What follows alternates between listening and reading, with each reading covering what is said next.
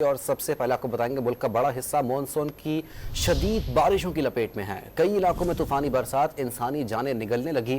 خیبر پختونخوا کے علاقے ٹانک میں مکان کی چھت گرنے سے 3 افراد چل بسے۔ کرک میں برساتی نالے میں ڈوب کر 3 جانیں چلی گئیں۔ جام شوروں میں چھت گر جانے سے 2 جانیں چلی گئیں۔ کرچات کے گاؤں سلطان برفت میں مسجد کی چھت گر گئی۔ مٹیاری میں برسات کے باعث بھیٹ شاہ کے قریب روہڑی کینال میں 70 فیٹ چوڑا شگاف پڑ گیا۔ بلوچستان کے کئی علاقوں میں سیلابی صورتحال کا سما ہے۔ گلگت بلتستان میں برفانی جھیلیں پھٹ جانے اور گلیشیئر پگھلنے سے دریا اور ندی نالے بھپر گئے ہیں۔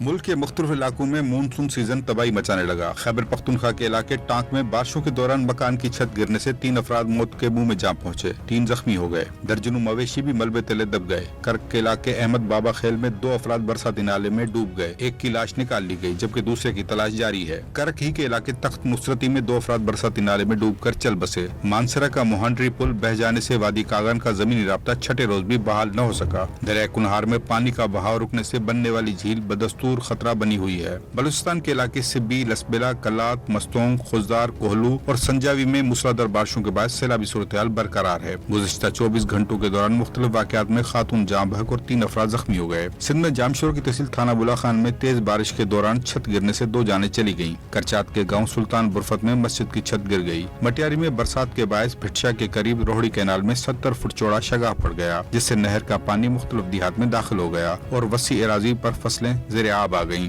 دادو کی تحصیل جوہی میں سیلابی ریلوں سے 100 سے زائد دیہات کا آپس میں رابطہ منقطع ہو گیا۔ راجن پور میں کوہ سلیمان پر موسلادھار بارشوں سے ندی نالوں میں طغیانی کے باعث اہم سڑکیں بہہ گئیں۔ ٹرائبل ایریا عثمان چیک پوسٹ کے علاقوں کا شہر سے راستہ منقطع ہو گیا۔ روجان کے قریب کئی بستیوں میں سیلابی ریلیں آ گئے۔ ادھر گلگت بلتستان میں برفانی جھیلیں پھٹنے اور گلیشیئر پگھلنے سے دریا اور ندی نالے بپر گئے۔ ہنزا، نگر اور بلتستان کے متعدد نالوں میں طغیانی کے باعث اراضی کا کٹاؤ جاری ہے۔ دریائے گلگت کے کنارے آباد متعدد گھروں میں پانی داخل ہو گیا۔ سندھ میں میرپور خاص، گھوٹکی، کنکوٹ، سانگڑ، پنجاب میں سیالکوٹ، گجرات، مری اور ننکانہ میں بھی بادل برسنے کا سلسلہ جاری ہے۔ محکمہ موسمیات کے مطابق بلوچستان میں بارشیں برسانے والا یہ سسٹم 6 اگست تک موجود رہے گا۔